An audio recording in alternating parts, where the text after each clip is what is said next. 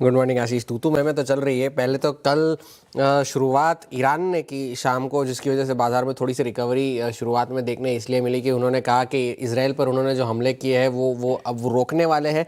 वो हमले ख़त्म हो चुके हैं और इजराइल को वो जो जिस तरह का जवाब वो देना चाहते थे उस तरह का जवाब वो दे चुके हैं। तो उसके बाद जा कर के डाउ फ्यूचर्स में थोड़ी सी रिकवरी आई बाज़ार की शुरुआत होने से पहले। लेकिन अभी भी जो है ऐसा नहीं है कि हालात नॉर्मल हो चुके हैं। अभी भी ज़बानी जंग जो है वो जारी है।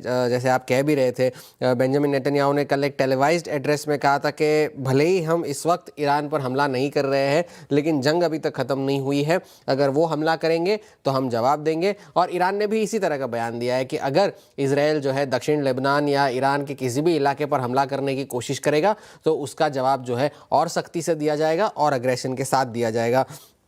लेकिन इजराइल की एक लोकल टीवी चैनल है N12, उसमें ये रिपोर्ट चलाई गई है कि दक्षिण लेबनान में इजराइल का जो ऑपरेशन है वो फुल फोर्स में जारी रहेगा और हमले वहाँ पर जारी रहेंगे।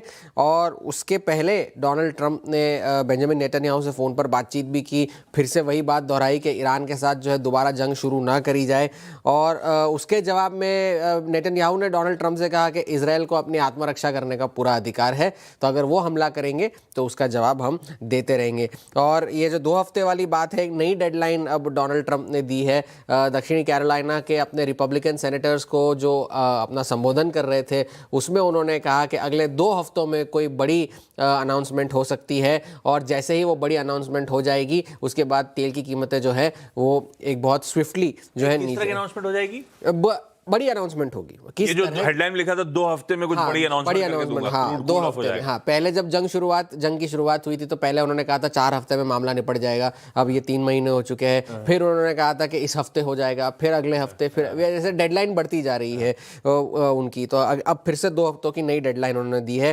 उन्होंने ट्रूथ सोशल पर ये लिखा है कि विनाशकाली विपरीत बुद्धि अगर बीच में ना आए तो पीस नेगोशिएशंस जो है चल रहे हैं और इजराइल और ईरान दोनों जो है सीज फायर करने की गुहार लगा रहे हैं और ब्लॉकेड। लेकिन जब तक डील नहीं हो जाती तब तक स्ट्रेट ऑफ हॉर्मुज़ की नाकाबंदी जो है वो जारी रहेगी। तो ये इसी हाँ या ना के बीच में कल बाजार थोड़े से झूल रहे थे। चिप शेयरों में जो फ्राइडे को पिटाई हुई थी उसके बाद थोड़ी सी रिकवरी आप कह सकते हैं देखने मिली है। फुल रिकवरी तो अब नहीं हुई है, थोड़ी सी रिकवरी हुई है। डाउ जोन्स का एक वक्त पर तो 400 अंक ऊपर था, फिर जाकर के जो है 80 अंक नीचे बंद हुआ है। ऊपर इस तरह से मुनाफा वसूली देखने मिली कल भी।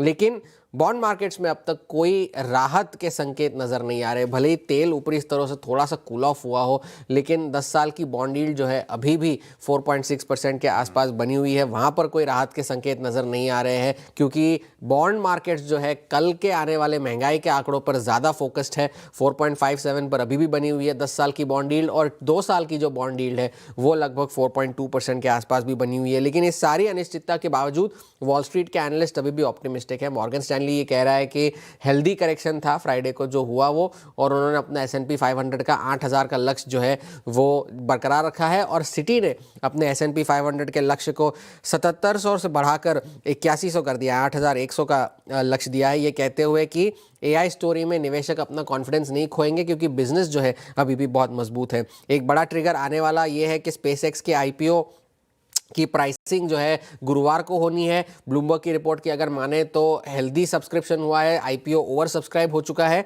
$75 बिलियन का IPO है। तो प्राइसिंग उसकी गुरुवार को होगी और शुक्रवार को जो है वो ट्रेड होना शुरू हो जाएगा SpaceX का IPO। और साथ ही साथ आज सुबह OpenAI ने भी ये अनाउंसमेंट की कि उन्होंने कॉन्फिडेंशियल तरीके से अपने IPO पेपर्स दाखिल किए हैं और अब तक उन्होंने ये टाइमलाइन डिसाइड नहीं की है कि उनकी लिस्टिंग जो है या उनका IPO कब आएगा, लिस्टिंग कब होगी। एक चीज़ कल, एक आखिरी चीज़ ये हुई कि एक फेडरल जज ने जो H1B वीज़ाज़ पे जो डोनाल्ड ट्रंप ने $1 लाख की फ़ीस लगाई थी उसे गैरकानूनी करार करते हुए उसे खारिज कर दिया है।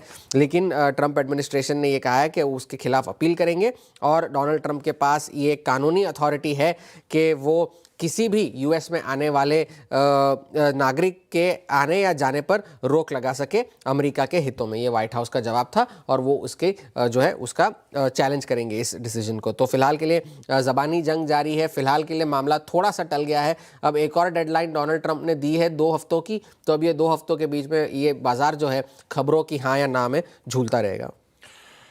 हाँ भाई साहब, तो एक तो सबसे इम्पोर्टेंट टॉकिंग पॉइंट